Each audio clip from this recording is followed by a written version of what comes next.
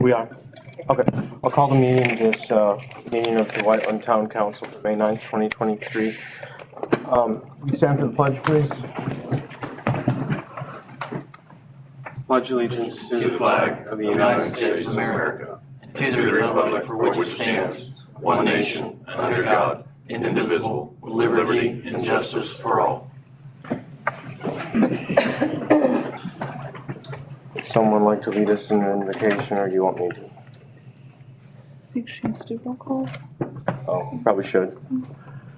Roll call, please, Deb.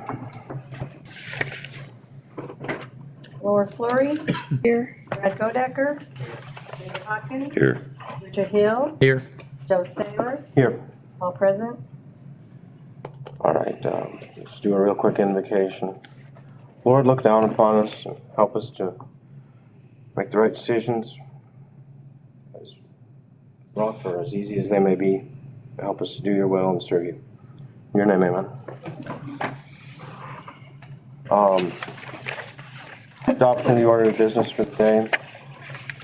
I'd like to move to take the last item of new business and bring that up to the forefront of the agenda. Right now, the discussion on the town manager position. Okay. We'll just do this by acclamation. All those in favor say aye. Aye. Opposed? All right, we'll move that up to the first matter to be considered today. So let's do that now. We've obviously had some discussions in executive session that are confidential. Are there any motions here in the official portion of the meeting? I'll move that we release Jim Warhorn of all duties to the town, effective immediately. And pursuant to our prior conversation, that's denying reinstatement as well as termination for the reasons outlined in the document that council had prepared for us. Yes. There's a motion. Is there a second? I second it. There's a motion and a second. Vote by roll call, please, Deb.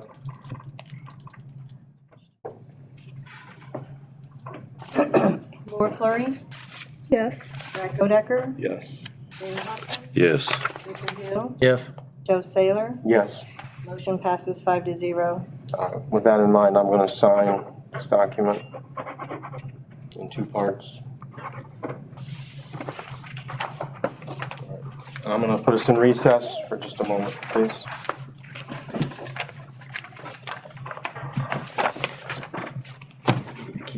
Yeah, he's getting, Chief's getting everything.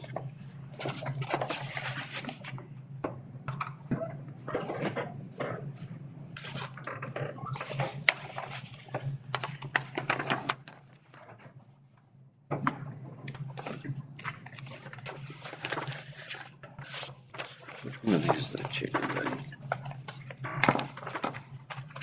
I'm gonna move that. That's what I'm doing too. Okay.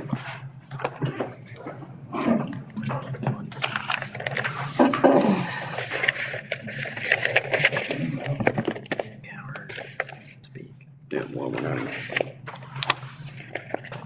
gonna move to,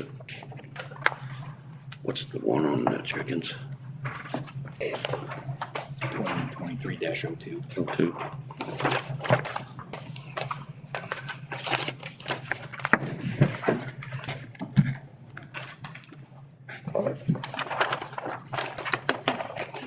Here you are, Deb.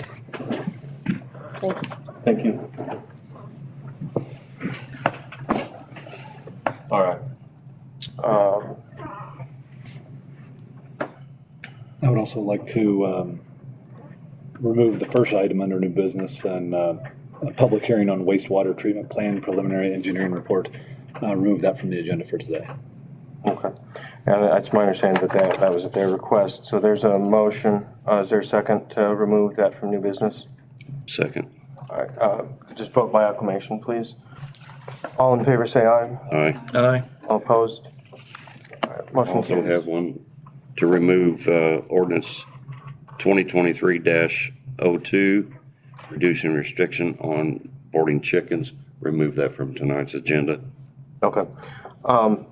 and I know we probably have some members of the public here that wanted to, that were here for that. So let's take a minute and discuss that before we make a decision on removing it or not. So is there any discussion, support for continuing that? Is that a motion to continue it to our next meeting? To our next meeting. Continue it to our next Yeah. meeting? Okay. And I can just say, I know we have a ton of stuff on the agenda, and we have some unpleasant things we had to do tonight. And I certainly understand the reason behind maybe not considering that tonight. I also understand that people are here, so I'm fine either way, really. What's the rest of the council's feeling? Either way. I mean, I'd be open to pushing it off for a month and having some additional conversation and working through. Most of my focus since our last meeting has not been on that issue, but on some of the other things that we've had to address that are more pressing. And so, I mean, perhaps, having a little bit more dialogue about the issue so I can make a more informed choice, I think would be welcome for me. Okay, and Carmen, I believe I know the answer to this, but we're not currently enforcing, while the council is pending this, we're not currently citing on pre-existing, what would be code violations on this, correct? Okay, We stopped the process once the first time when Mr. Butler came to the council and there seemed to be a majority of support. If it would have led to the council, there would be no reason to continue the violation. makes sense, thank you. All right, sorry. Well, we probably need to, my thought was, let me get back to that. Okay? Let's focus on. Let me get back to that. But I think we can just leave status quo for the moment. And go from there, so we haven't really gotten that far. Okay. All right, so there's a motion, and I think there was a second. I didn't hear a second. I seconded to postpone. There's a motion and a second to continue ordinance 2023-02 as regards chickens to our next meeting. Get a vote by roll call on that, So please, can I Deb? clarify? So it would definitely be addressed at the June meeting, Yes. not tonight, right? Yes, it's not a tabling, it's not a denial, it's simply to To get through more important things right now. move that consideration to next month. And just so you understand procedurally, there is a time limit since the Plan Commission has given their recommendation, which is an unfavorable recommendation. The legislative body in that situation has 45 days to make its decision. And so we would definitely need to address that at the June meeting. Okay, and And if you did not, then it fails. so, let me ask this. There's portions of that require two readings, portions of it that would require single reading, correct?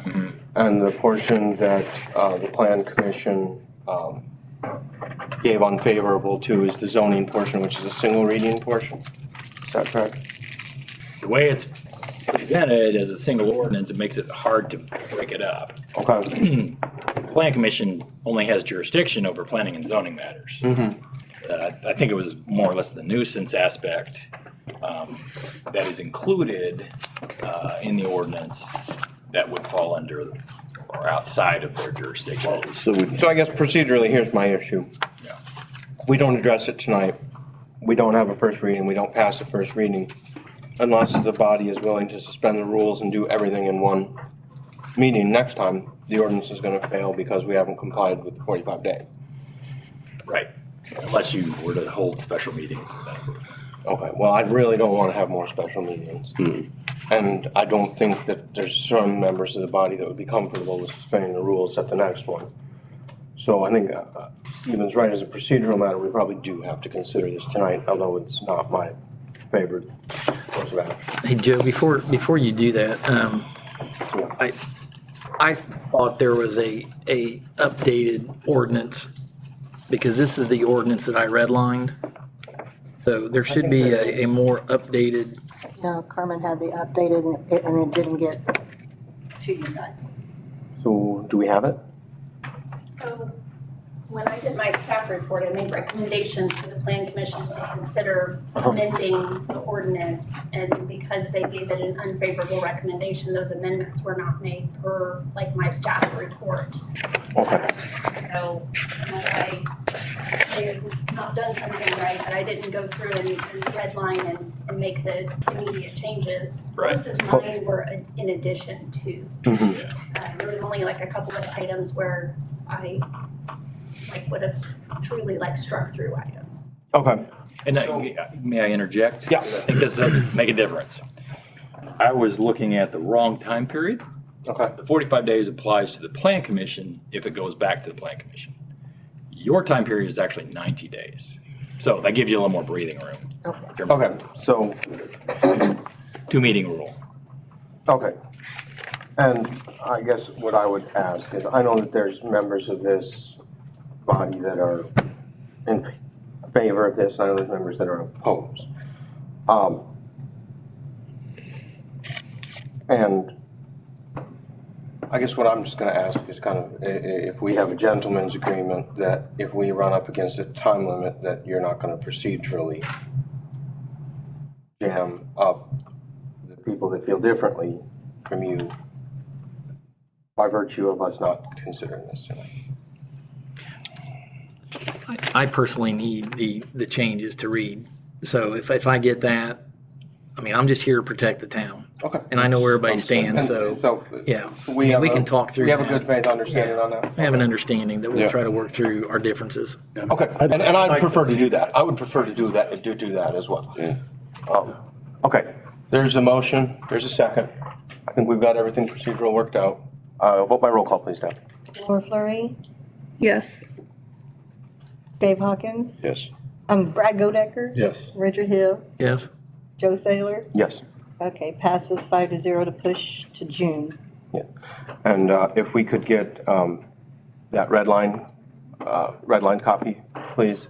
And I'm not saying like immediately, but I think there's gonna some people have some fairly strong thoughts on it, and I need it ASAP. I'm kidding. that would be awesome. And I did, and it came late, because when the ordinance was sent to you all, I had asked if my staff report was also sent, and so in there outlines, the recommendations that I have, so I would also ask for you all to read that. And if you have any, resistance, or I mean, that's one of the options that the town council can do is to make additional changes, to the ordinance, so, you know, we can work together on that if everybody wants it. No, that would be great. And I guess what might be helpful is to make sure we're clear on what red line in particular you're looking for. Are you looking for Carmen's suggestions to be incorporated in red line into the new version for you to consider, or is it something else? I don't have my file here. So I would like to see Carmen's yeah, suggestion. it's probably all the above. My red lines were similar to Carmen's red lines and suggestions, so we're pretty close, but just procedurally, I'd like to see. The red lines that he's referring to, do you know what he's referring to, Carmen? Yes, Okay. I already had my staff report done when he sent those to me. I think we can.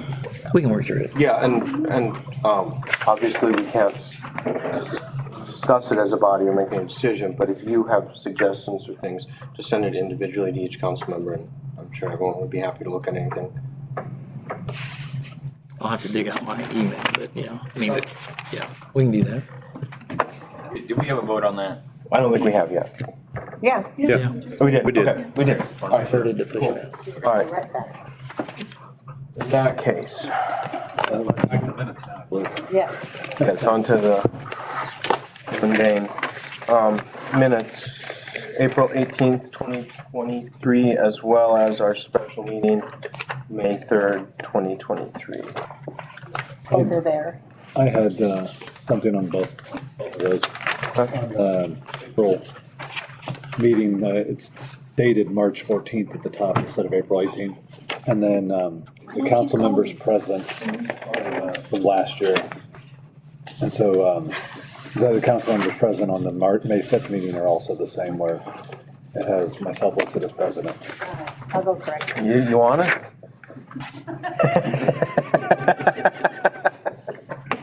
That's what I had circled too, so. Okay. Somebody could call, so now I don't have to go and. I'm sorry, Doug. Well, Excuse me. are there any other corrections? Next time I will have you call. I did not anticipate another. Hey, Deb, I'll just have Mr. Watson call you when I find your error. Is that okay? Yes. We'll give Deb a minute here.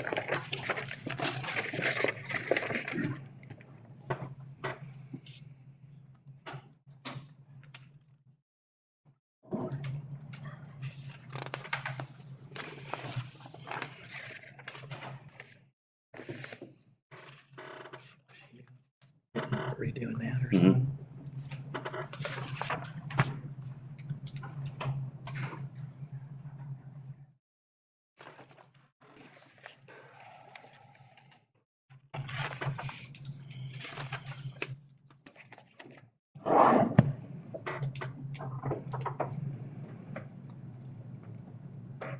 Stare down. I don't care. I am for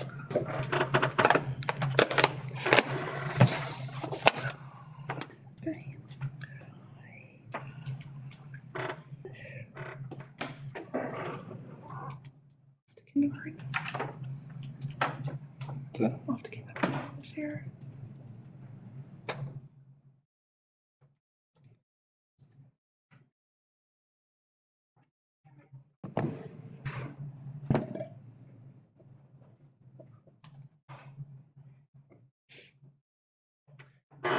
So what was the purpose of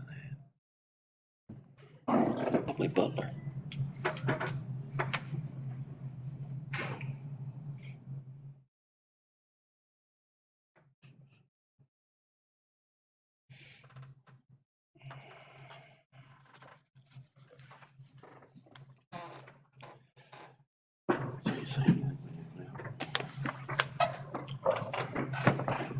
I first went out.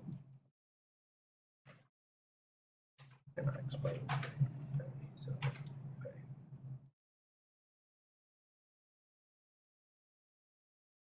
Wanted to come out and see face.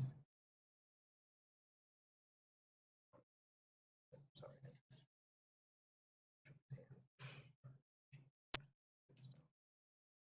That's about it. You got the keys. She does.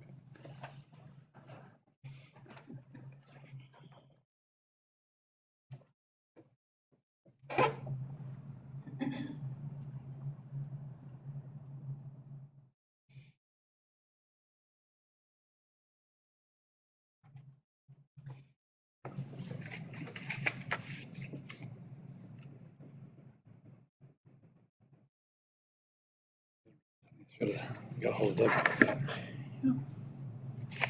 Happily done. Actually, no, I wouldn't.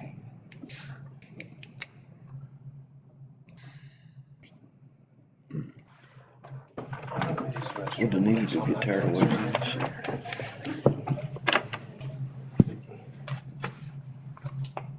I just make sure that he's not giving her shit. I shouldn't even be here now. Oh, yeah. No, but she left. So now it's like, when I grew up, I want to be a farmer. I think I'm gonna. Hold that door.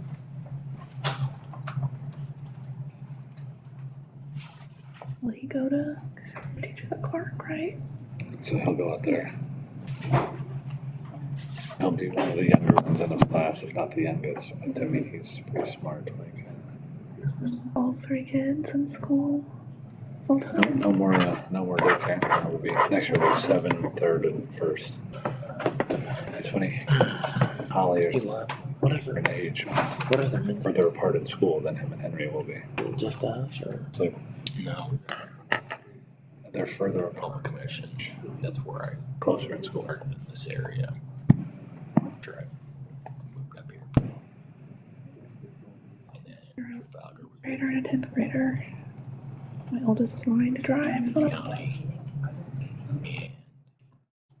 Sure, we've been like doing, Attorney in our office who is she's got her permit technically of counsel. for hours and Princess. get her license in October. That's when would you go get her, when she turns 16? As a firm, we July. You have to, if it's driver's ed, you can get the 60 days to return. Or are we kind of extreme on She's saving it. no, Or, One's a nicer similar issues for Fowler and car, but it's not like the one. Just like, just wondering. I ran out of staples, so you get the one that's not. I'm gonna have to chew that down here.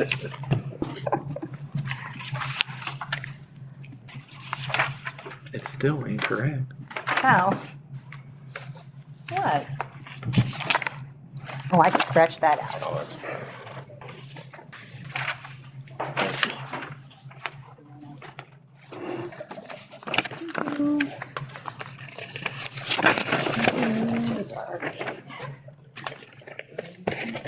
Gently.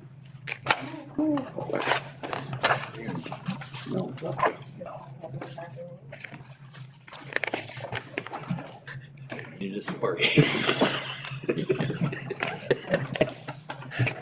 All right, I believe everybody's back. Are there any other concerns or amendments to the minutes from April 18th and May 5th, 2023? It's the old. Not for me. and I mean, I'll make a motion to accept the minutes from April 18th and May 5th. We have a motion to approve both sets of minutes. Is there a second? Second. Second it. All right, vote by roll call, please, Deb. Yes. Brad Godecker, David Hawkins, Yes. Richard Hill. Yes. Yes. April 18th and May 3rd passed 5-0. I didn't get to vote. Oh, Joe Saylor. Yes. Yeah, I'm having a good day. Oh, no, it's all right, it's fine.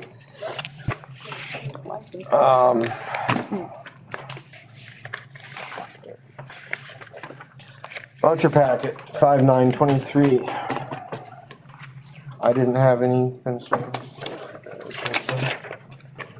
Move to accept. There's a motion to accept. Is there a second? Second. There's a motion and a second. Vote by roll call, please, Deb. Laura Fleury, Yes. Brad Godecker, Yes. David Hawkins, Yes. Richard Hill. Richard Hill, Yes. I'm Joe sorry. Saylor, Yes. passes 5-0. All right. Financial reports. Please.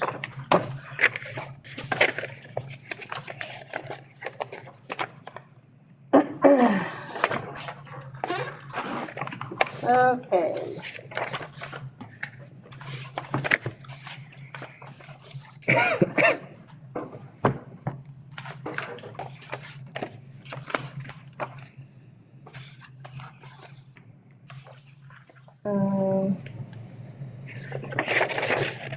Trying to remember.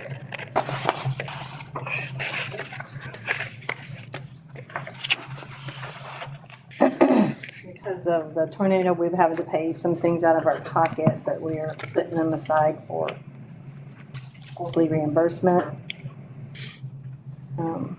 General fund balance at the beginning of the month was 150,507, is now down to 80,429. That's due to overtime pay. And we'll have another settlement coming before long, right? Well, we have Yes. June settlement. Well,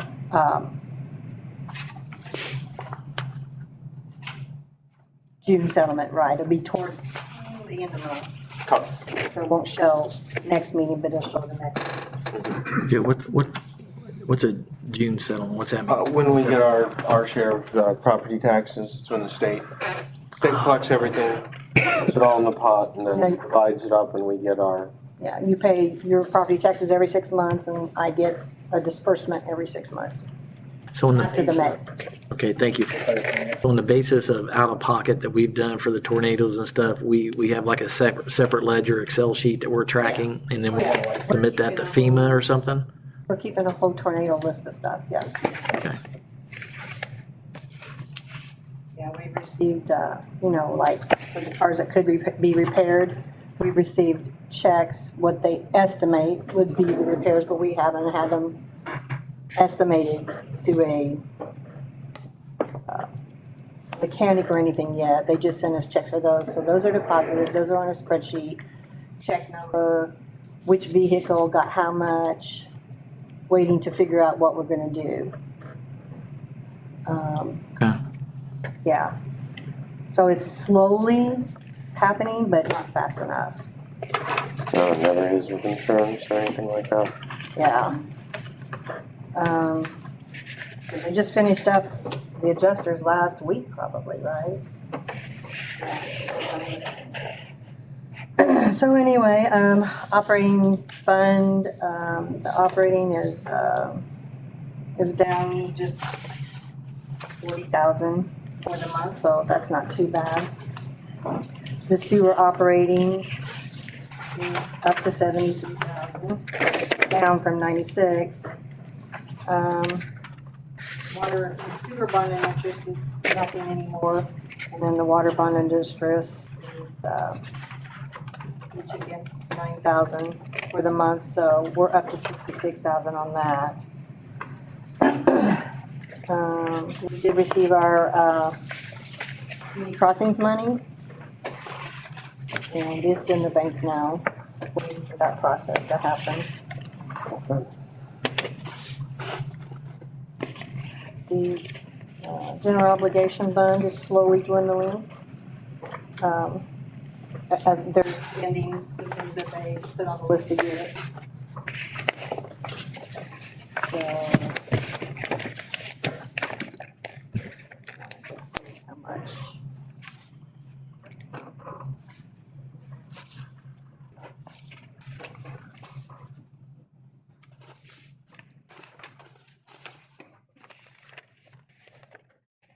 Community crossings money that came in was $565,049. That's minus our portion.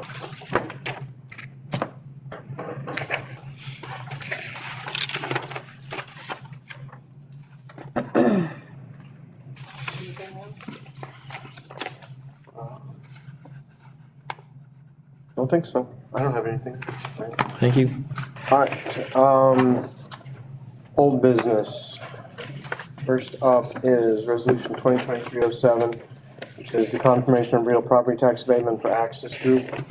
We had a public hearing and a fair discussion of this at our last meeting. Actually, we may have had a discussion, but not a public hearing. Oh, okay, we public hearing site. Alright, well, in that case, I'm gonna open public hearing on resolution number 2023-07. Which is a real property improvement tax abatement for Access Group LLC. Is there anyone present who would like to be heard on that matter? Hearing none, I'm going to close the public meeting. Is there any further council discussion? Public hearing. Close the public hearing, thank you. Is there any further council discussion on that matter? Hearing none, I'll call for any motions.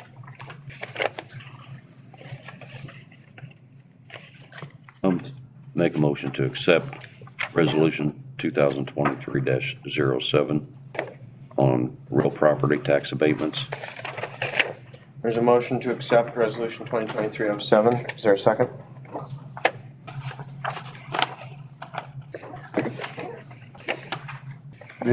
So, I'm sorry. Brad did. So, Brad did. All right, I wasn't certain who it was. There's a motion and a second. Vote by roll call, please, Deb. Laura Fleury, Yes. Brad Godecker, Yes. David Hawkins, Yes. Richard Hill, Yes. Joe Saylor, Yes. passes 5-0, resolution 2023-07. All right, next item of business is amendment to our salary ordinance to address some unanticipated concerns in the aftermath of the tornado. Okay. So, I had a copy of it. Lost it. it's an Excel spreadsheet. No, they, There it is. they're unfavorable about that thing. So what I did was, That's the chicken. we added at the last page, Oh, that's, This is access. section 9.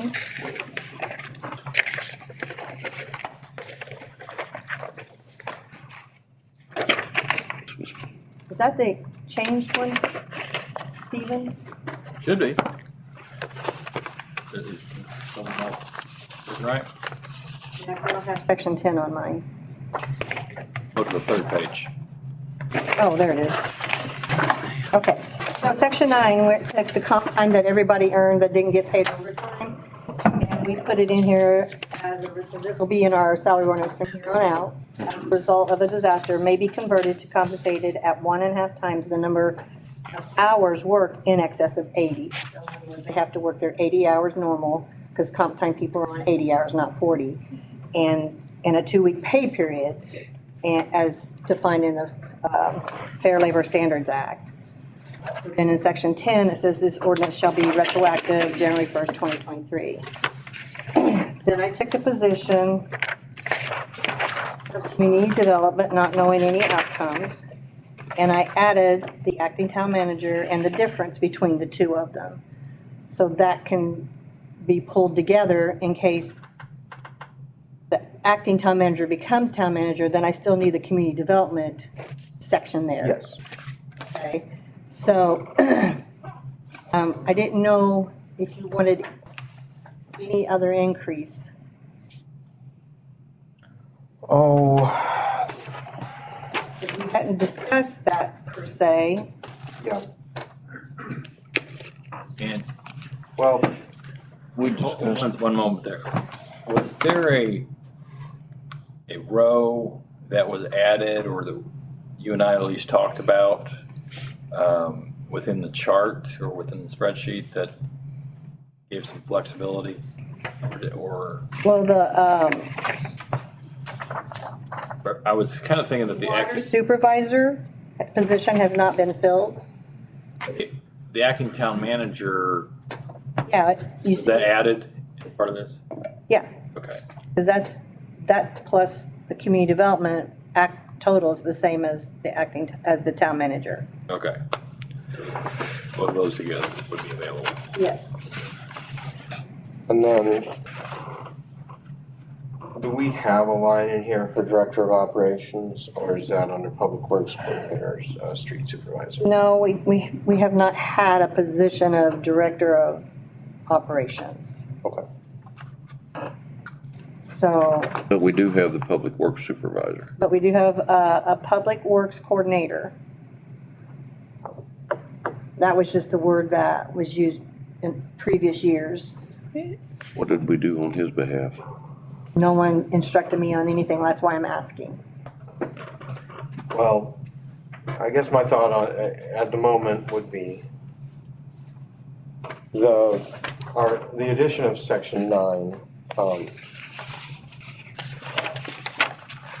addresses the immediate concern, making sure that the people who worked, straight 3-4 days will get paid for it. And then we will need to, we have got some things we gotta figure out at this point. And we probably need to have Stephen and Deb draft a few things, because I think that our current town manager ordinance does not contemplate a split of duties, which our current circumstances requires. And so I think we need to probably look at amending our town manager ordinance Well, to allow. if the acting town manager is gonna be put into the town manager position, Correct, if that's the case. then that wouldn't interfere, but if that's the case, but, yeah. But as a salary matter right now, I guess my thought would be we need to figure out what we're doing. Right. and figure out what we need to fix there. And as part of that, we need to make sure that as duties have been shifted, the people are compensated for them. I think the immediate effect here is to make certain that, the people that work those insane hours in the days right after the tornado And that's what we, should take it there. So I think we will have a number of things we really need to talk about at the next meeting, or we may need to meet in between. Do we have to open a position that, Well, we haven't. with the title, with the title for Slim? Well, we, Or do we just, that would be something that I would think we would need to do, and it would need to be reflected in our ordinance. Because currently no one outside of clerk and the marshal's office, our ordinance does not contemplate anyone. Not under the direct supervision of the town manager. And so I think we will need to fix that, and at that point, we can, we just need to make sure we comply with that statute. The statute creating the town manager position. And we also need to consider the reporting structure too. We need to consider a lot of things, but probably not right now. We're gonna have to get together. I just wanna make sure Slim's taken care of for all that too, cause that didn't happen. I'm 100%.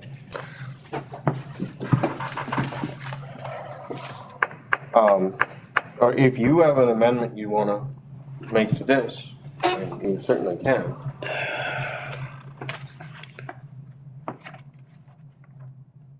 All right, and Slim's new title will be, again, Well, hang on. We can't do that Well, now. no, If that were to happen, I'm guessing it would be something like Director of Operations. Director of Operations, okay, that's what I wanted to make sure. But that title can be created. Yeah, yeah, I'm just, I wanna make a motion that we figure out a basis for the time, the effort, the manpower that he's put in, and he has not forgotten. Cause that was tremendous on what he did. I want you to figure it out, Deb, if you can, and get him taken care of. I think that is major for, Well, I can't figure out anything until you direct me on Maybe what we you can want. specify. What we had discussed, and I don't know if this is where you want. and that's what I'm trying to remember exactly what we discussed. How much money we Right have to now, play with. those positions are only eligible for comp time. Right, So section 9 was intended to say that any comp created or incurred during the disaster period could be converted to cash at a 1.5 times rate. So whatever their hourly rate would equate to based upon their current salary would then be multiplied by the number of hours they worked above 80 hours in a 2-week period. so basically the exempt employees, like Slim, all those hours are being compensated at 1.5. yes. Right, their right. salary rate. And there are other tweaks that need to be done, but on its face, this addresses that. And then we have some other decisions, a whole bunch of other decisions we need to make. Right. So, so those Slim and exempt and everybody out, this is section 9 is Refers to Rick Ship, Slim, Carmen. covering this for now until we can get together and see what kind of bucket of whatever we have and make decisions. And it's compensating Carmen for taking on the role of Correct. acting town manager. Right. Back to the date that, we probably need to make that explicit. That goes back to, I did that on my executive authority on April 1st. Was when I assigned all the administrative duties to Carmen and all. 31st or 3/31 when the tornado hit. Yeah, and then all operational to Slim. So whatever we do, I would want to make certain it's retroactive back there. That's fair. And let me just point out procedurally, the ordinance establishes parameters within which you can compensate your employees. It does not dictate what Debbie is actually to pay them. You have to separately establish that, particularly in this context. You need to adopt this ordinance if that's what you want to do, and then direct Debbie, pay these positions at the 1.5 times, cash rate. So I guess preliminarily, we probably need to deal with the ordinance we have in front of us, or if anyone wants to amend it, but I would suggest that we deal with what we have in front of us as the first step, get that ball rolling, and then we have things we need to do. But we probably can't do them on the record at this meeting. So we can't do it now because we're unsure of how things may. Well, because there Okay, I guess are I'm interim roles at the moment.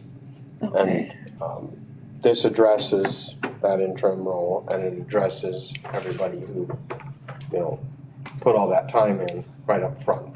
So it gets those two things off the plate, but then as far as, we currently have a vacancy at town manager. We have an acting town manager. Right. But we have to take action on that. And I think Dave makes a very good point that, well, there's a whole bunch of facets to that we probably don't need to get into tonight, that I think we can do well, but we probably can't do it right at the moment. I would make at least one more comment, and it's in the nature of a correction or addition to the language. In section 9, as I read it right now, all it says is converted to be compensated. The intention is to be converted to cash. And I think what we could do in that instance is just simply insert the word financially compensated. Financially in front of the word compensated on that first line, and that would take care of that piece. And then it also doesn't really say what the multiplier is to be. Yeah, 1.5 times. The implication is that it would be whatever the current hourly rate is for that employee. So Probably should specify that we though. should specify that.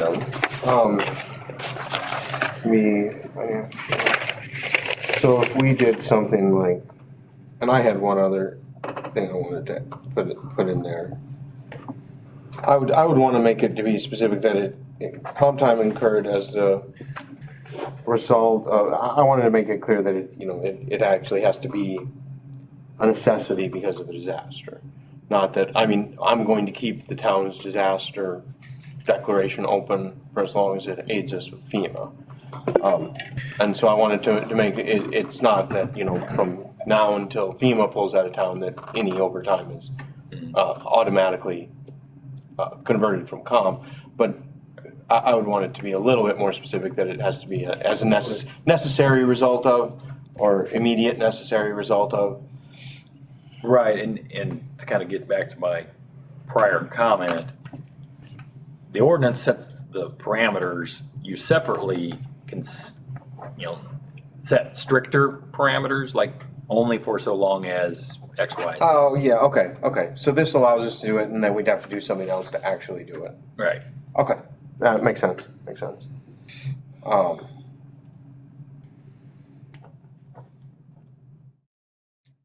So how do we want to redraft this for tonight? Yeah, I am writing out language, so I think what we might say on section 9, comp time incurred as the result of a disaster may be converted to be financially compensated at 1.5 times the number of hours worked in excess of 80 hours per a 2-week pay period, multiplied by the employee's current hourly rate, comma, as defined under the Fair Labor Standards Act. Maybe by the employee's currently salary expressed as an hourly rate, because if they're exempt, they're not actually hourly. Right. Are you gonna put some sort of time parameter on that? Well, then, No, not in the ordinance. not in the ordinance, then we just Separately. Right. The way it reads, it's, Yeah. you could be working on this for another 2 years. Can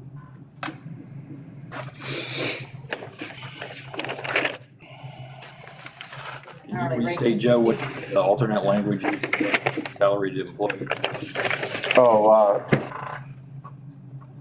The number of hours worked in excess of 80 hours per 2-week pay period as defined, or let's see. Multiplied. Multiplied by the as defined by the employee's salary if it was reduced to an hourly rate. And that calculation is based on 40 hours for an exempt? Their salary divided by 40 is your No, hourly? 80. Or 80 80, for two. okay. They get paid a holiday pay, not comp time, if they work on a holiday. So Good Friday, that was a holiday for us. They got paid for Good Friday, not comp time. At 2 times the amount. So we do know what they make hourly because of that. Yeah, yeah, it's, salaries As are long as it's always within- also yeah. expressed as an hourly. Don't get too deep in the woods, but I mean, I'm just saying, just a simple calculation that everybody understands and we're all on the same page. Yeah.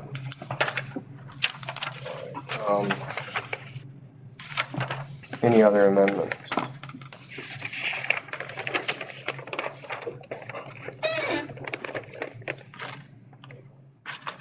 So I made a motion for getting Slim taken care of at the 1.5 times, That'll be done. Well, starting on well, the, first we have to pass We have to do this. before you can do that. okay. Then we'll go to Okay. Slim and Carmen. So is there a motion as regards the amended salary ordinance 2023-04? Yes.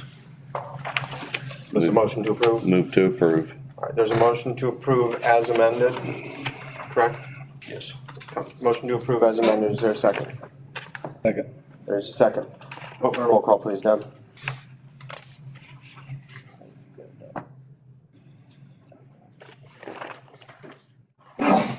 Bless you. Laura Fleury, Yes. Brad Odecker, David Hawkins, Yes. Richard Hill, Yes? Joe Saylor. Yes. Ordinance 2023-04 passes in the first reading, 5-0. Now, we probably need to talk about, You need to suspend the rules if you're gonna, If you want it to be effective Oh. tonight, you need to suspend the rules. yes, that's correct. Are there any motions as regards to rules? I move to suspend the rules concerning ordinance 2023-04 for a second reading. All right, there's a motion to suspend the rules. Is there a second? Second it. There's a motion to second. Vote by roll call, please, Deb. Laura Fleury, Yes. Brad Odecker, Yes. David Hawkins, Yes. Richard Hill, Yes? Joe Saylor. Yes. Motion to suspend the rules passes 5-0. Floor is reopened. Any motions as regards ordinance 2023-04? I'll move to accept ordinance 2023-04 with the amendments provided Second reading. on second reading, yes. Motion, is there a second? Second. Motion is second. Vote by roll call, please, Deb. Laura Fleury, Yes. Brad Odecker, Yes. David Hawkins, Yes. Richard Hill, Yes? Joe Saylor. Yes.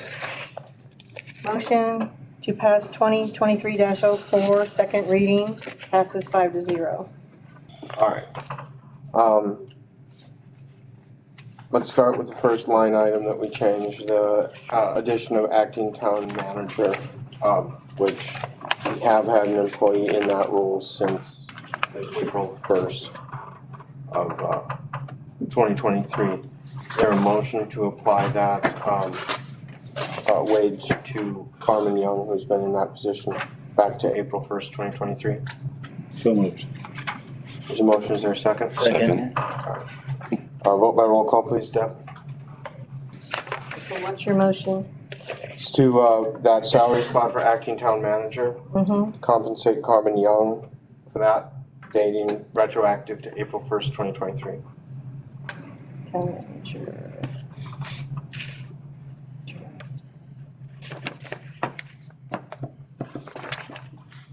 Retroactive to 4/1. Correct. Correct. Okay. Who made the motion? I did. Who seconded it? Everybody.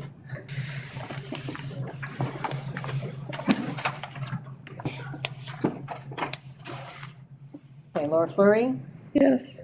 Brad Odecker, Yes. David Hawkins. Yes. Richard Hill, Yes? Joe Saylor, Yes. passes 5-0. now we need to talk about, our exempt employees and what period of time, we would, authorize that 1.5 compensation under section 9. And to that end, I guess I'd like to hear from any exempt employee that's here, give me a rough ballpark of how long it was that you guys were, doing crazy stuff. Like a timeline? Like how many weeks before things settle down? Do a dull roar. Just now starting to settle I down. don't know. So it's been Should we just make Or we, it, everybody just go? is that consistent, chief, for you? Well, it wouldn't be, well, You and I are. So for 4 weeks Tonight sounds about right is to you guys? because it hits. Does that sound about right to you, Carmen? till now. Till- It's starting to take, like, mellow out. Okay. Do you think that's fair? Yeah.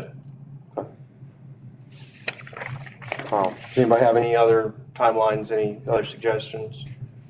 Mr. Ship, would Can I you? ask a question? Oh. Yeah, So this money. that was state your name, going please. over- Ben Adams. Yeah.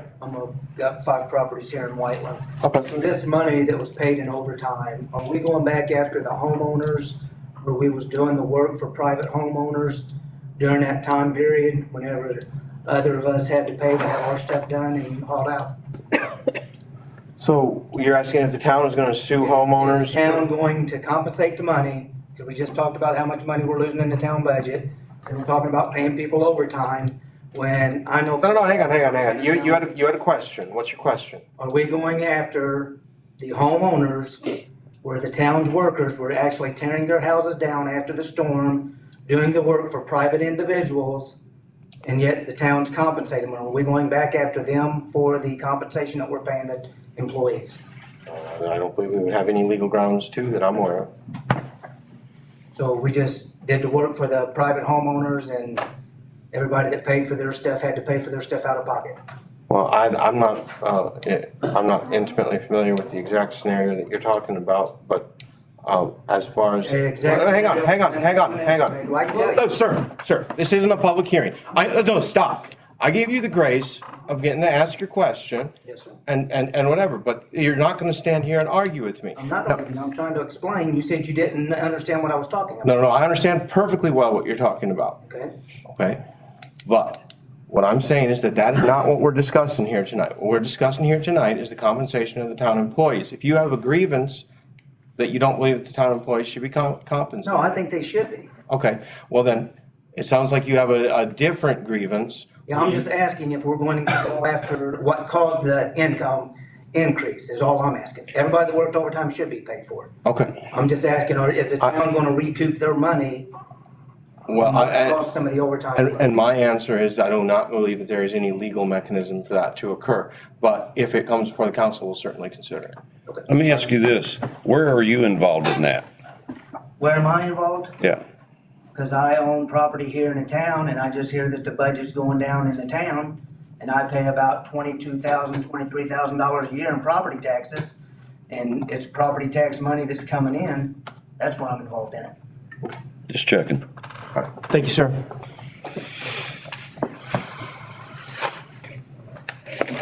Did you want to talk to Mr. Ship about if he felt comfortable with all the overtime? Because you asked Slim, do you want to get his perspective? I think Rick said Yes. that sounded No, okay. correct to him. Oh, sorry, apologize. Okay. I didn't hear you, sir. So today is, May 9th. Well, we've heard from the department heads and exempt employees that are present. Are there any motions? No. So what exactly are What are we you motioning? Yeah, Well, I mean, it would be a motion to authorize that 1.5 pay scale for a period of time. do we have a period of time that as of today's date? 331 to 510, is that what you're saying? The request from the affected employees present was that it be from, I believe it would be April 1st through today's date, is how I understood it to be. Now, that's the request from them. It's up to the council how we act on that. I just have one thing to Yeah. add. So if FEMA does reimburse us, Mhm. they will reimburse us this overtime money. So we will get money in return for, and anybody that's working on debris management will get their straight pay reimbursed as well as overtime. Anybody that was working beyond like a debris management, so more of like a administrative role or doing their normal tasks, yet it was because of the tornado, they will only get reimbursed their overtime pay. So when we talk about a concern on the budget, if FEMA does reimburse, they will reimburse certainly the overtime pay. Okay, So thank you, Carmen. I'll move to accept the dates of April 1st through May 10. May 9. Well, wait. We're gonna go Well, it can be one more day. Whatever Dave wants to put in his motion. To approve the 1.5% on the pay. I think it'd be 150%. That would be rough if we gave him 1.5. Well, yeah. Okay, so you guys are making it difficult for me in payroll Okay. to go 2 days into the week or 3 days into the week. It's your problem. Would you have an alternate suggestion, Debbie? That would Yeah. more administratively, I mean, this payroll ends Sunday. If you're gonna do partial the week, you might as well. Then just take it Paying to the Sunday. rest of the week till Sunday? Yeah. What's the date, son? Either that or go back to the end of the last payroll. May 12th, May 12th? 14th. Or 13, 14, 14th? 14th, yes. 14? Okay, Make it payable That's till okay. May 14th. okay. April 1st to May 14th. I don't have a way to split that. So there's a motion. Second, There's a second. Get a vote by roll call, please.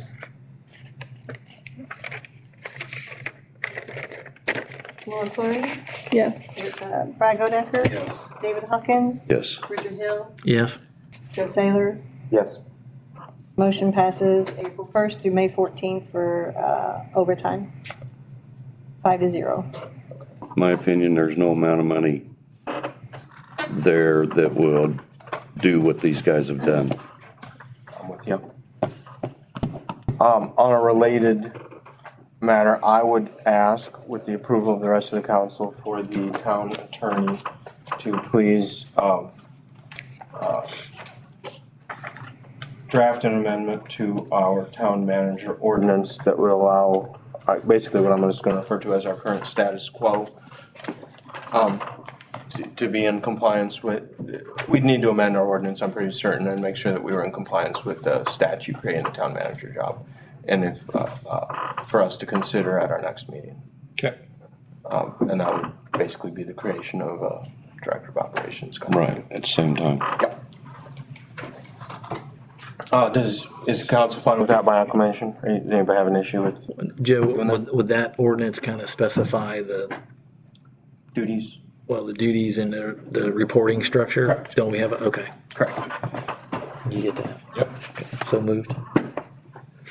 Okay, so I think we can just do that by direct the town attorney to please draft something on that. Anything else on that matter for tonight? All right, new business. Public hearing on wastewater treatment plant preliminary engineering report. That got moved. Told ya. What? I told you under no uncertain circumstances that I would forget. And I did. All right, maintenance bonds and exception of dedication of improvements. Binder but not top coat as far as paving goes, common area sidewalks, Briar Creek section 5. I actually have it in front of you, or it should have been with the agenda. Briar Creek Section 5, there are some performance bonds as well as maintenance bonds.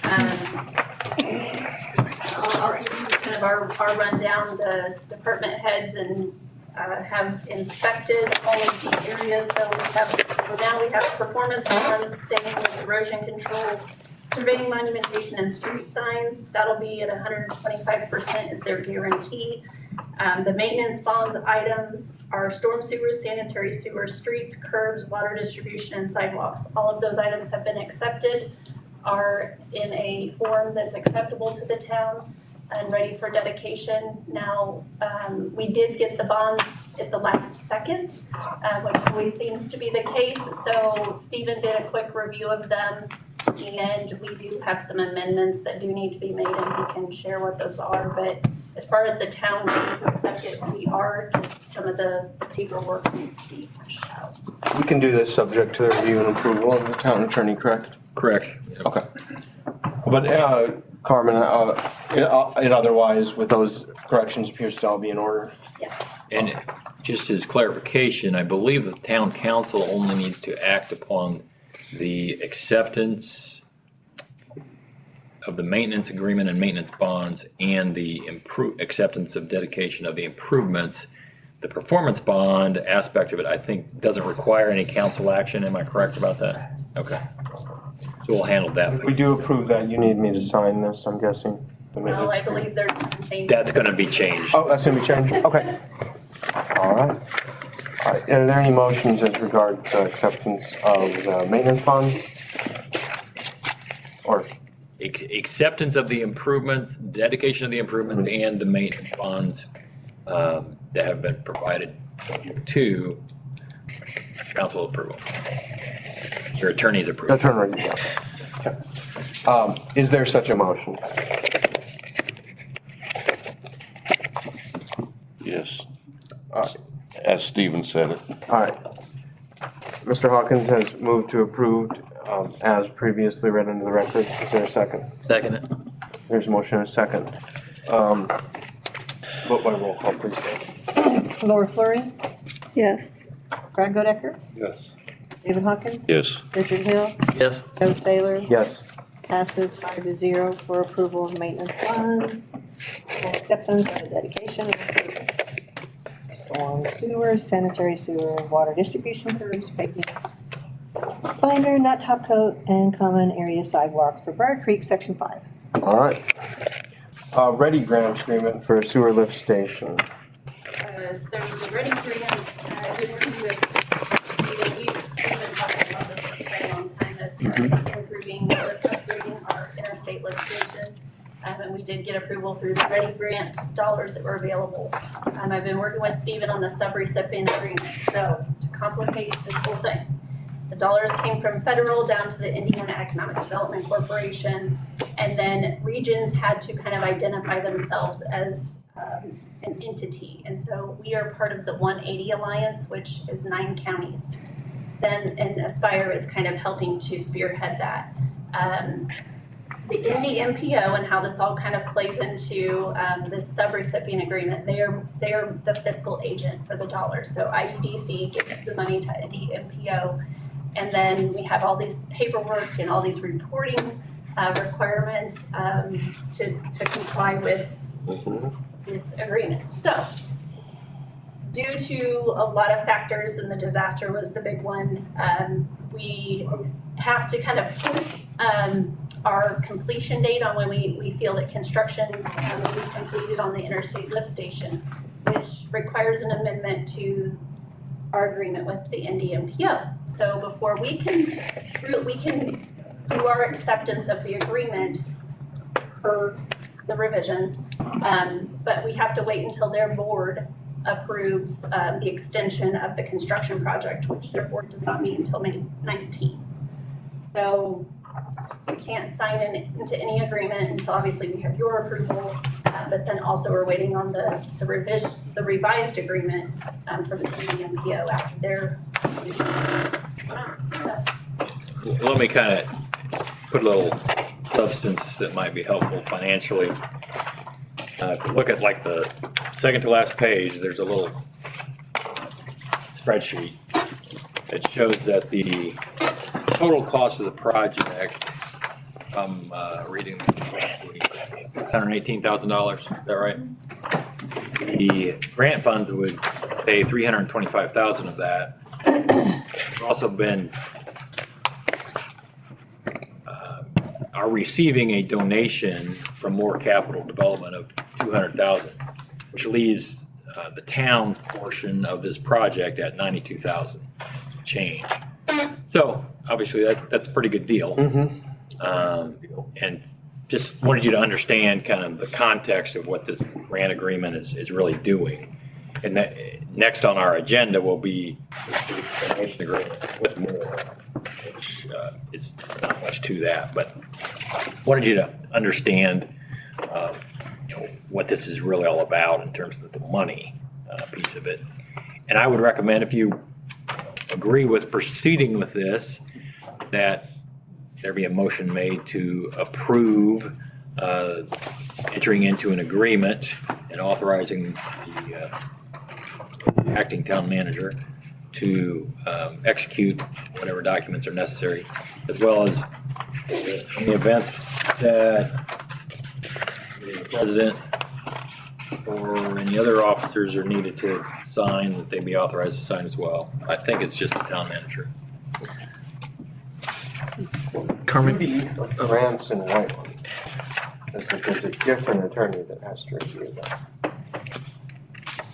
And it's not me.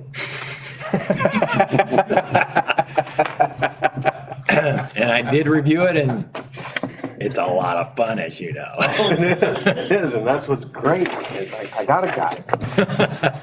Joe, can I ask Carmen a question? Oh, of course. Carmen, can I ask you a question? So this is an upgrade to existing sanitary lift station to improve capacity. So percentage-wise, capacity for this, what's that gonna, when we do the expansion, the upgrades, where are we at present?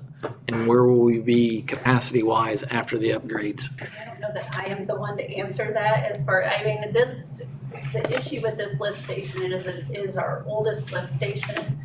So it's really hard to find parts. And so when it has issues, we end up having to have call outs, go out there and pump, and various things. So is the station getting larger? Or is it? The warehouses pump into that station. Right, So but is the size of the structure? Yes, the structure would actually, it'll be a 12-foot well, versus what is basically there now is 2 manholes put together. So it's very small and compact. You can't get, if the pump were to go bad, we would have to call in special people to have them come in and pull it, because you can't do it. I guess I just want to make sure that if we're doing a grant and a donation and so forth, that this just doesn't get us capacity in the next a couple of years. It's bigger for expansion 10, 15, 20 years. Are we looking that far ahead? Okay, that's what I'm asking for. This lift station is like from the 70s, so it's way out of date. Yeah. And so it's starting to show its signs of being a problem. And presumably, there's a lot of territory that, if developed or once developed, will flow into this. And we're taking all that in consideration. Okay. That lift station has been kind of a choke on any further development out there for about 3 years. Okay. Because it is basically, my understanding, at capacity at present. Long term. Yeah. Jess? Real quick, that's all been, in the PER, which was gonna be presented tonight, all the data's been collected, and it's all together with it, so that'll all be presented in the PER. Okay. Thank you.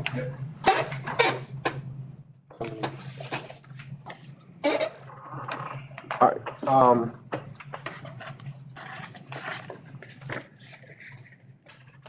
we have any motions as regards authorizing town manager to, authorizing the entry of the Ready Grant Agreement and authorizing the town manager or acting town manager as a signatory for any documents required. So be it. There's a motion. Is there a second? Second it. Motion and a second. Vote by roll call, please, Deb. Laura Fleury, Yes. Brad Godecker, Yes. David Hawkins, Yes. Richard Hill, Yes. Joe Salem, Yes. Grady Grant agreement passes 5-0. Now we're just waiting on their board, right? Okay. Next is approval of donation agreement with More Capital for sewer lift station upgrade product and Ready Grant, which I think we had a draft Actually, it has been signed, but the key, More Capital, has agreed to donate $200,000 towards this project. And the town, under this agreement, is agreeing to use those funds only for this project. It's short and sweet. Yep. No, I've lost it, but It should be on the back of that thing that I gave you, of the Ready Grant. And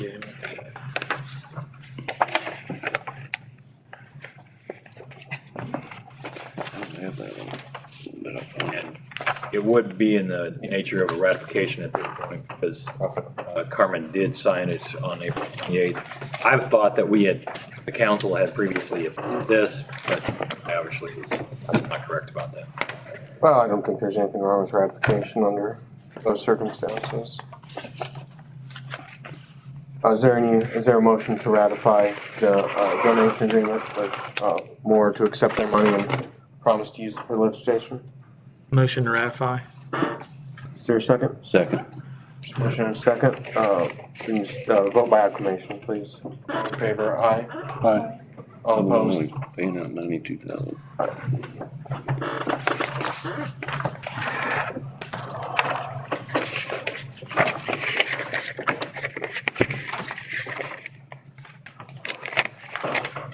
All right.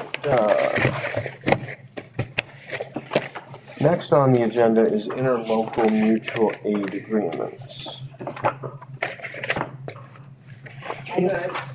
Quick intro and then allow Stephen to fill in when I. Okay. You guys don't have any paperwork on this. Okay, I was. So this is still very much just in a draft form as we're, trying to not reinvent the wheel. But due to the disaster, we had a lot of assistance beyond what the normal, calls when there's a public safety, an emergency call from other police and fire departments. So we are looking at putting together mutual aid agreements with the other municipalities that assisted us. More than, the fire departments already have a mutual aid agreement throughout the county, but this would include police and any of the other city and town departments that assisted during the disaster. So it would allow us, it actually also helps us as we do put that FEMA reimbursement that they would all submit underneath the town of Whiteland. They would provide us with their documentation and then we make the submittal to FEMA. And so when we get reimbursed, then we reimburse those municipalities. Well, they provided us with a lot of help and they did so very, very kindly, I thought. And so I think the least that we could do is try and do what we can to help them get recouped from FEMA. So I personally am very much in favor of entering into those sorts of agreements. We've got great neighbors here. The one thing that we are talking about is not that it would just be for this incident, that it could be for other future. That maybe another community needs our help. So it would be, again, something that would allow. No, pretty much got it. The real focus is just facilitating reimbursement. And we did also talk about trying to make this ongoing or continuing so that we don't have to, do it multiple times and that sort of thing. Separately, I would disclose that, as you know, our firm and myself personally represent the city of Greenwood. Our firm also represents Whiteland, Johnson County. We don't represent Barkersville, but they would be one that we would have an agreement with. Presumably, this is going to be pretty simple and straightforward, and so I would imagine having a waiver of the conflict in this case. And if you're okay with that, then Carmen can sign off on that in a formal capacity. But Yeah, that sounds fine, and I would need to recuse from any agreement involving Greenwood, because I have representation of them. So to avoid any appearance of a conflict, but I think all the other municipalities I could participate in.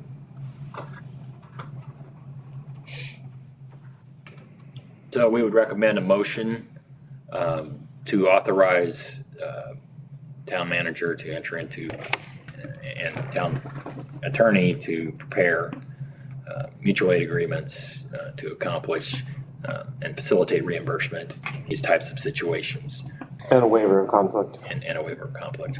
So moved. All right. There's a motion, as stated by Mr. Watson, moved by Mr. Hawkins. Is there a second? Second. Second by Mr. Godecker. Vote by roll call, please, Deb. Laura Flurry, Yes. Brad Godecker, Yes. David Hawkins. Yes. Richard Hill, Yes. Joe Saylor, Yes. passes 5-0. All right. Resolution 2023-08, which is approval of removal of Saddlebrook Farms North residential properties from the TIF district. And I can briefly explain this. This is very similar to what we've done in the past concerning primarily Saddlebrook Farms South. This relates to the Redevelopment Commission and our TIF districts. And the general purpose is to remove residential properties from the TIF district so as to improve the efficiency of administering the TIF district. When there's residential properties in there, it creates cumbersomeness in the administration, and you get no benefit from it, since they're residential properties that you can't collect TIF from. And this is the third step in the process of removing residential properties that are currently in Saddlebrook Farms North. The Redevelopment Commission started the process as the first step. Plan Commission approved this exclusion of the residential properties. Third step is here at the council. If you approve it, then it goes back to the Redevelopment Commission for a public hearing, after which the Redevelopment Commission can then take final action to confirm the exclusion.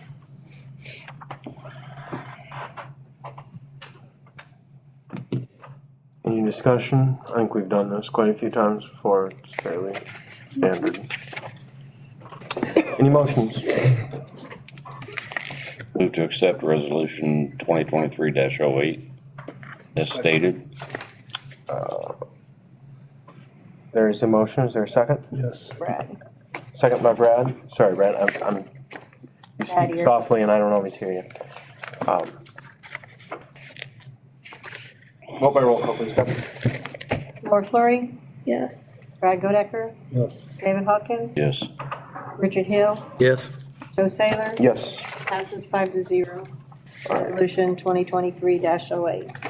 Resolution 2023-09, approval of RDC's economic development plan to add parks, rec, and quality of life amenities.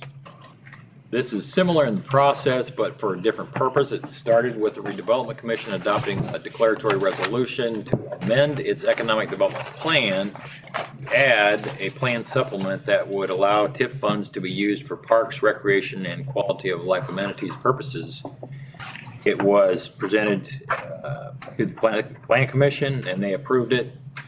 It now is in third step, which comes before the council for your consideration and approval. And if you approve, it will then go back to the Redevelopment Commission for a public hearing and final action confirming by the Redevelopment Commission. And if you have any questions, and more probably can be elaborated, if you desire more elaboration, the department can fill in some more information if you want.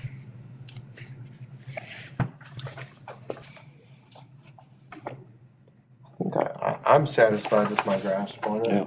Yeah. Heaven knows that that's the one thing this town's a little short on. So I would support it. Move to accept resolutions 2023-09. All right, we have a motion. Is there a second? Second it. Motion and a second. Vote by roll call, please, Deb. Laura Flurry, Yes. Brad Godecker, Yes. David Hawkins. Yes. Joe Saylor. Yes. Richard Hill, Yes. Joe Saylor.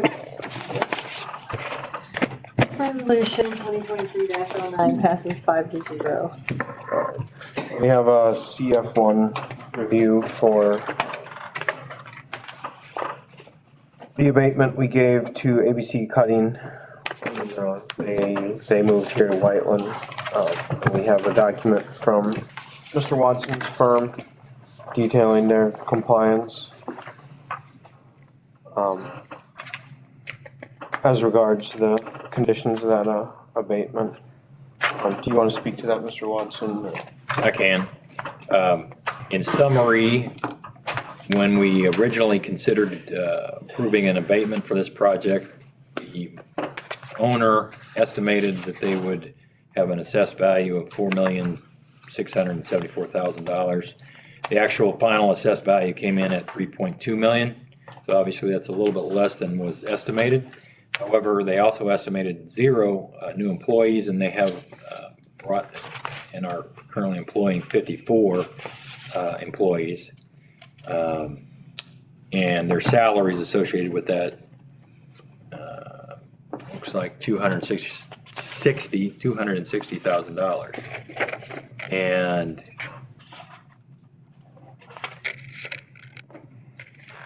so they also expended $4.6 million on their project. And so they've expended about 11% more than they projected. Ultimately, you have to decide whether they are in substantial compliance or not. And it'd be my recommendation, based on what they have provided, that you find them in substantial compliance. But you need a motion one way or the other. What is the threshold to not be in compliance? It is not a hard line standard. It's up to you, or the council, excuse me. I think case law is rather sympathetic to the owner and taxpayer, particularly if they have made good faith efforts. And if something unforeseen has gotten in the way of them achieving, then the law is going to lean in favor of the taxpayer in that case. Substantial is not, again, a set percentage.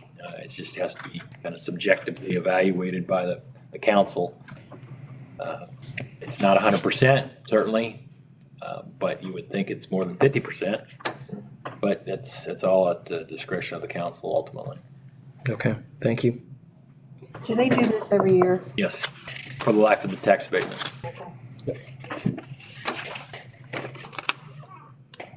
Well, my recollection is that they were in good shape last year as well, when we reviewed their CF1. It's a good indication of not having any salaries, and then they have 260,000 to the positive. So it sounds like it'll equal itself out over time, or maybe even better itself. Yeah, I think that they are very much a net asset, both from a revenue and a, sort of looking for community point of view, the jobs they brought to the community and whatnot. Is there any motion to approve or reject? Motion to approve. So motion to find them, I misspoke, Dave, I apologize. No, you're Motion to fine. find them in compliance. Yes. Okay. Motion to find them, ABC Concrete Claim in compliance with their CF1. Is there a second? Second it. Vote by roll call, please, Deb. Lois Lane, Yes. Brad Godecker, Yes. David Hawkins. Yes. Richard Hill, Yes. Joe Saylor. Yes. Passes 5-0, finding ABC LLC in compliance. There's nothing to sign, right? Oh, there is actually. I think I might have to say. I forget. It's on the back, second page. I didn't bring one that's filled out, but I have a copy of what they have that can be signed. Okay, I can get a copy if you want me to. Yeah, after the meeting, we can take care of that. Okay.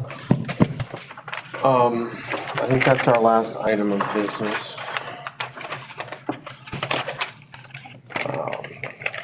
Town manager report. do a brief update on the tornado, and then I do have some items that I'd like for some guidance on. Just real quick, yesterday, Slim and I met with FEMA officials and shared with them our personnel, equipment, and any invoices that we've incurred to date that are related to the disaster. They're in the process. They met with the other entities here within our county that were affected and pulling together all of the numbers to truly deem it a federal disaster and for that reimbursement. So it's ongoing as far as the collection of the data and the information as invoices come in. We're continuing to send that to them and kind of see where that goes. That's where we did have the Greenwood numbers, the fire department, their police department, the city employees, as well as the other mutual aid that we will have that agreement. FEMA does still have their disaster site open. It'll be open until June 14th. It's been kind of slow going on getting folks to go up there. And so what kind of happens is if you had insurance, that's usually the first step in the process. If you didn't have insurance, or even if you had insurance, they've all been encouraged to go to the FEMA disaster, the recovery center that's up at the bus garage on Front Street. To register. They may get a denial letter. If they get a denial letter, it doesn't mean that they're truly denied. It just means there's more steps in the process because it's federal government. But to date, and this is for the state of Indiana, I don't have specific numbers for the Johnson County. The state of Indiana, $1.2 million has been dispersed in individual assistant grants for 125 households. Another step that is here is the Small Business Administration, and they've approved $1.74 million in disaster loans. And again, this site will be open at the bus garage until June 14th. We also, as we start to kind of get a little further into our recovery phase, I believe I mentioned it last time, there is a long-term recovery team that's being set up. And the first step is case managers. And so they went through a training last week. It was a 2-day intense training for these case managers. Will be given the caseload, which will be any of the residents that were impacted, and to help walk them through those next steps and those processes.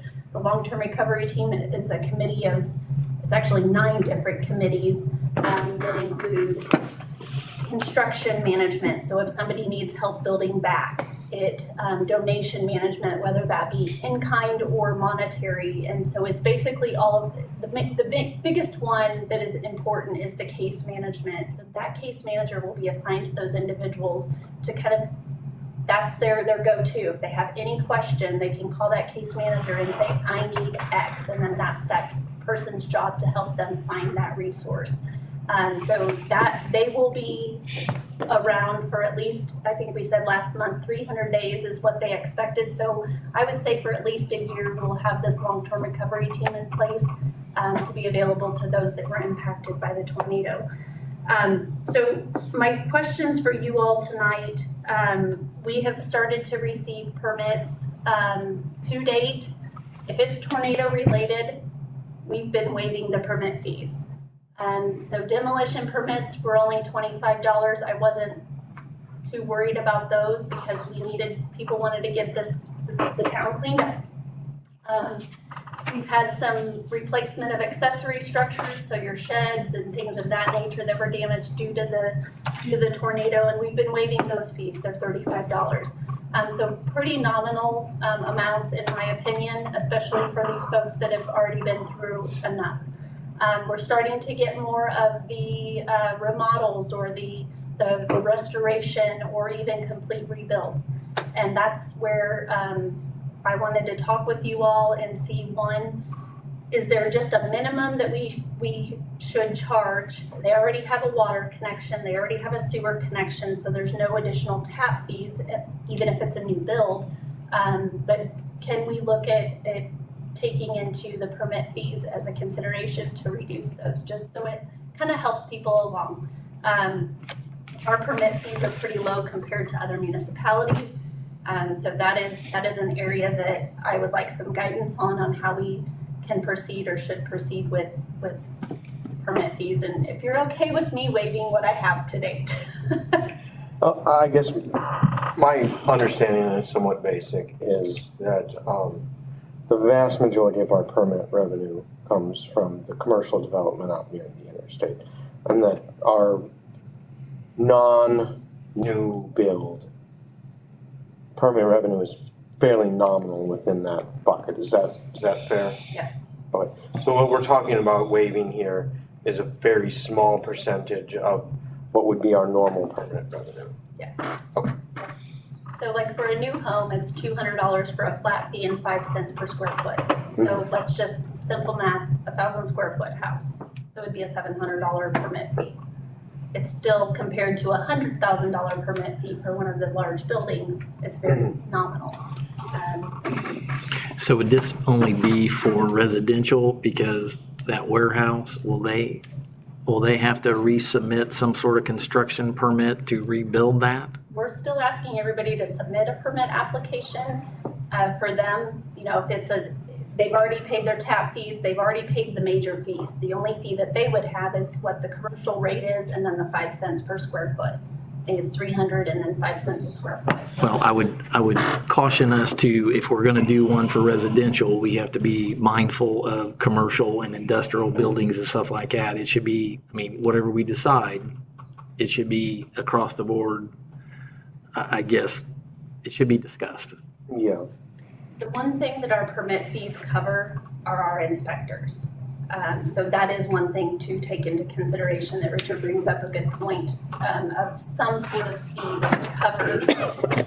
So if it's a new build, you have to go through, you know, the insulation, the electrical, all the different all those different types of inspections. And so it may be something that we just reduce the fee. And that's why I thought, like, if we just did the base fee of 200 and the 5 cents, you know, it's very minimal compared to most new homes. It's a $5,000-$6,000 permit.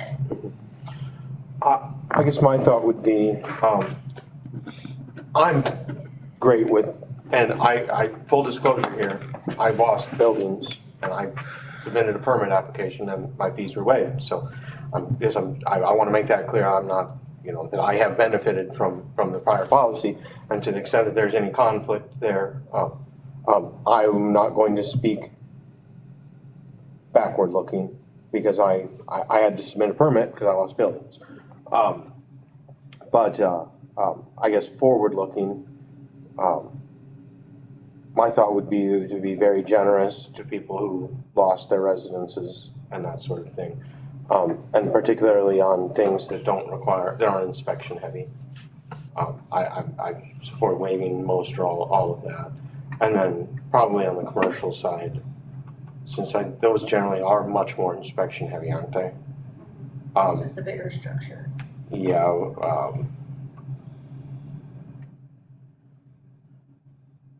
I would be more hesitant about waiving, particularly on major commercial, but I don't know. That's just my. Maybe not a full disclosure away, but some sort of discount, because everybody has been touched with this, regardless if you're residential or commercial. I mean, it's all. Well, I think of like Just Lift It and all Yeah, those. I mean, there are small businesses too that are affected, not just more capital. What do you think, Carmen? What makes sense to you? I mean, one, if they're rebuilding, especially, they've all paid permit fees in the past.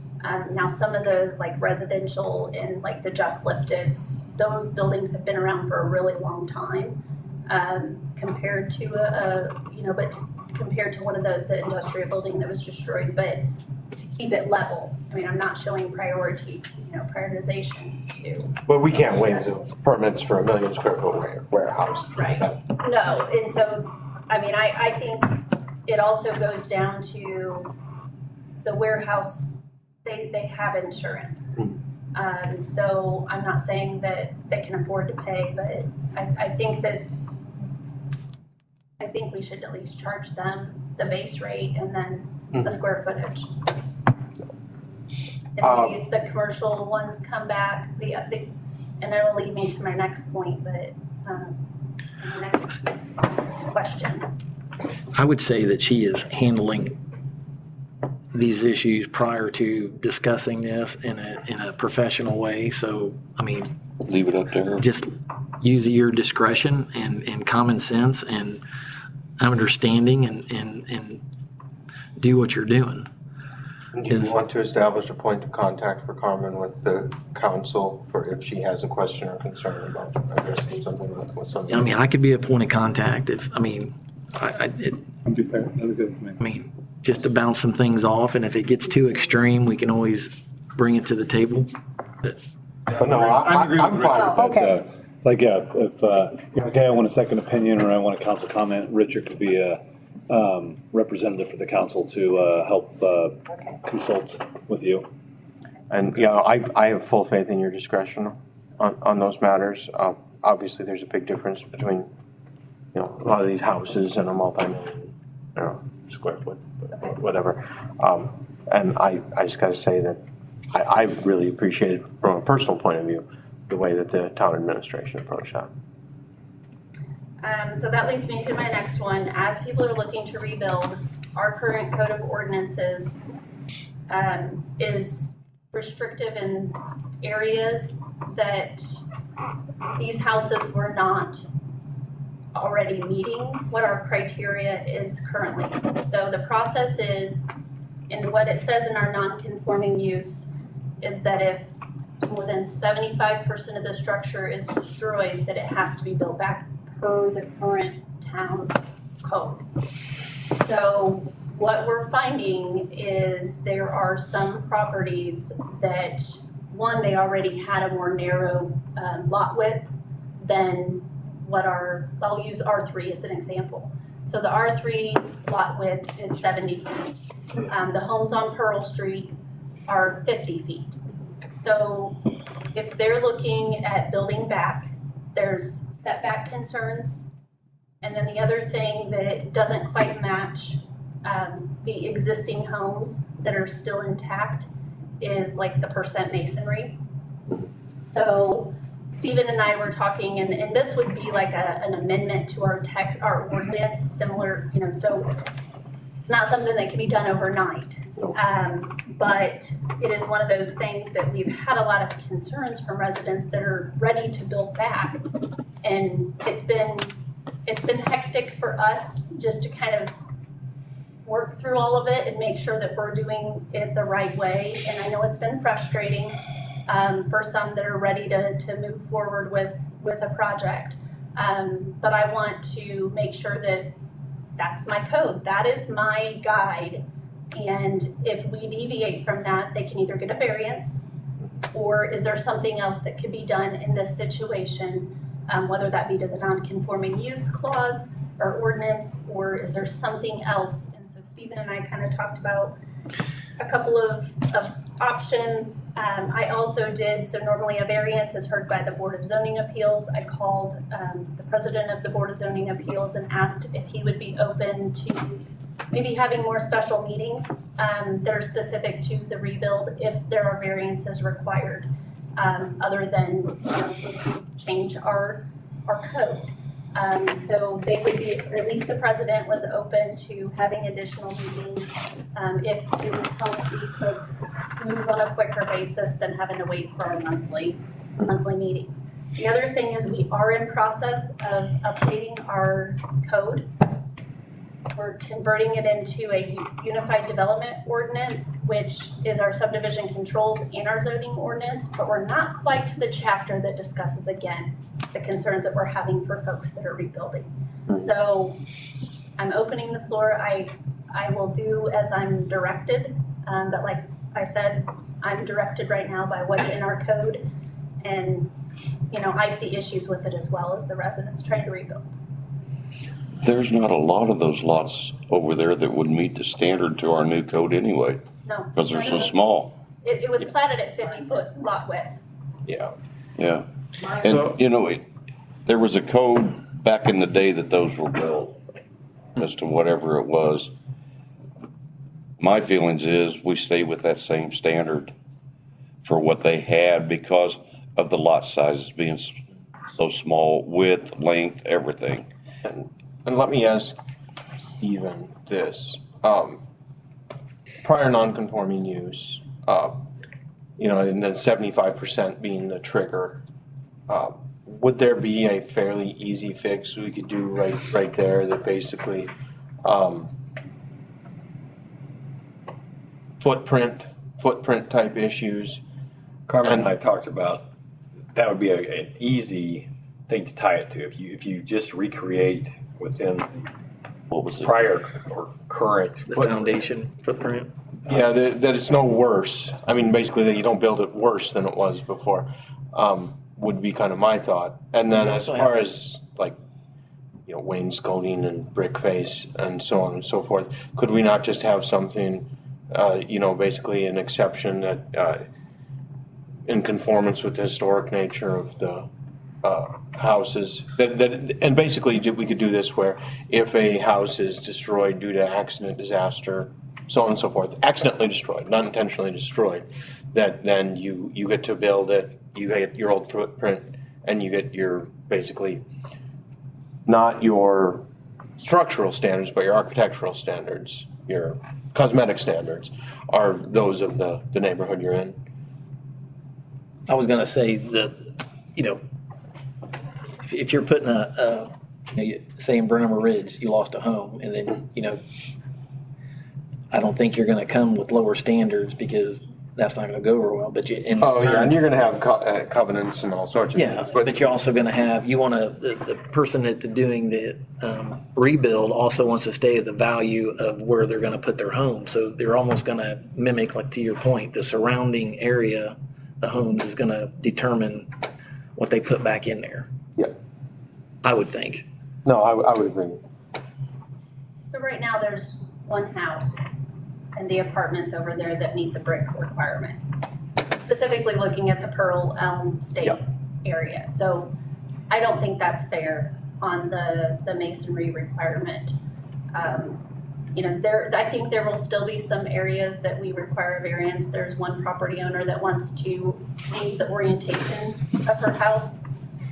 So right now it opens up towards one street and they're on a corner and they would like to have the front door on the other street. So that brings up a multitude of issues, addressing 911, all different kinds of things.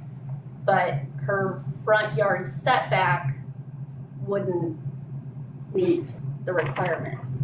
But technically, if you're on a corner lot, you technically have 2 front yards. So you're already supposed to be set back a certain amount, and so the house wasn't that way to begin with.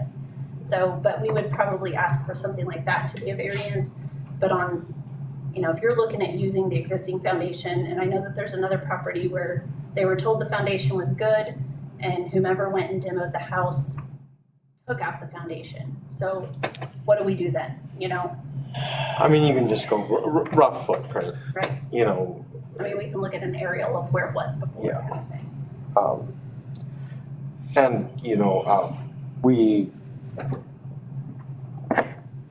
We're still under a declared emergency, federally, state, and local. I have attempted to use that emergency powering as little as I possibly can. And I do want to ask the council, are you pleased with the decisions that I've made? I've tried to keep everybody in the loop about everything I've done, give everybody an opportunity to tell me if they feel differently. If it's okay with you, I think that those sort of deviations fall within that emergency authority. And if it's fine with you guys, I will continue to do that. If it's not, I won't. If you want me to, I have no dog in that fight. It's really just a question of your guys' pleasure as far as if you want to allow Carmen a little bit more flexibility by going through the executive, or whether you want to, wait until there's an ordinance passed. I don't think we need to wait. She should There's have. people who are ready to go. We should have the flexibility. Yeah, I mean, we're I just talking about give- people's livelihoods and homes. Just give her the flexibility to do what she sees fit, and let's start making things happen to put the town back together. Anything you need an exercise of executive authority for, anything you want me to put in writing, ratify, so on and so forth, just, you know how to get me. And that way, if you're concerned and something you're hesitant whether or not falls within, just, you know how to get hold of me. Okay. And I'll make sure I keep you guys apprised of anything like that. I'm not gonna, if it's petty, I'm not gonna bug you every time. Works but for me. As long as that's fine with you guys. Yes. Okay. And I would support that approach, and I think it's the more efficient approach, particularly because we have a very specific incident that has happened. So we're not gonna, have to necessarily deal with it much in the future. And then secondly, we're in the process of completely overhauling the zoning ordinance. And I hate to spot patch it if we don't need to. Yeah, No, I'd agree. I'm fine with doing it that way. If you guys come to the conclusion you I'm don't good. wanna do it that way, I'm good. that's fine by me too. Okay. I have one last thing, and it's in regards to our recording of our public meetings. We're still having issues. So we found out that our website can only hold, we're using too much bandwidth. So I know a few months ago, we were talking about the concern of YouTube, but that has been the recommendation of our website developer is, right now we're using, just with the one video we have on there on our homepage, we're using more than triple our bandwidth allowed. And we had some spam things happening, and so we were actually at like 850 gigs and we're only allotted 50. So we will be looking into a YouTube account where we can upload the town council meetings after they're done, and then put a link on our website to where people can then go out and watch the meeting after the fact. So we had a hiccup with last month's meeting. It did record, but then as we were transferring everything, we lost the video. We have the audio.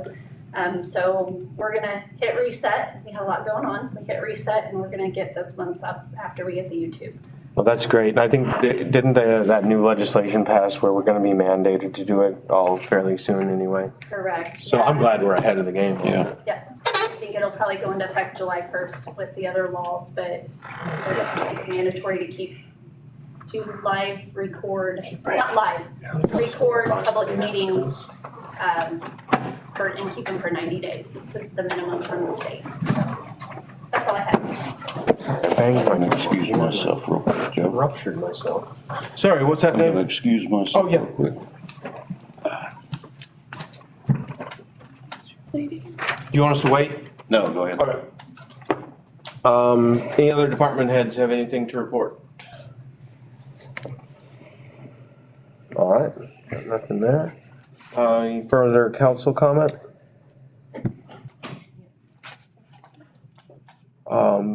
My only comment is that we need to,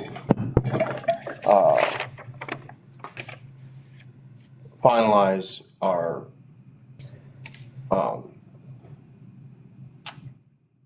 administrative structure. And I think Steven's gonna work on getting us a proposal to that effect. You guys wanna try and meet before our next meeting? What? You want to finalize what? The structure of the town administration. Okay. Do you guys wanna have a meeting between now and the next meeting, or do you wanna address it at the next meeting with, and that also is gonna obviously depend upon Steven's timeline as far as drafting that. What's your guys' thoughts? I mean, I think let's try to just target the next meeting. Next meeting is leave as is, we can address it, and we should probably, everybody kind of get their heads together. I not in the sense of meet, so we can't, but think about,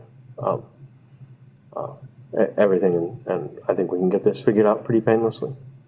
I think so too. Any other council comment? All right, public comment? Coming up, sir, just state your name first again, if you would, please. Ben Adams. The only thing I have is, like on the permit fees, so I would say that if people have insurance, because insurance is paying for that, and that's just gonna cut out on, again, town funds, because they will have to come in and do inspections and all that, so as we're making them decisions, I would look at that, if people have insurance, I mean, that's what we pay insurance for, there's no sense in the town taking a hit on the monetary side of it, because they will have to come in and do electrical inspection, plumbing inspection, roofing inspections, so that's all I had on that. Okay, thank you, sir. Thanks. Appreciate that. Anybody else from the audience have anything? All right, in that case, I will call her adjourned.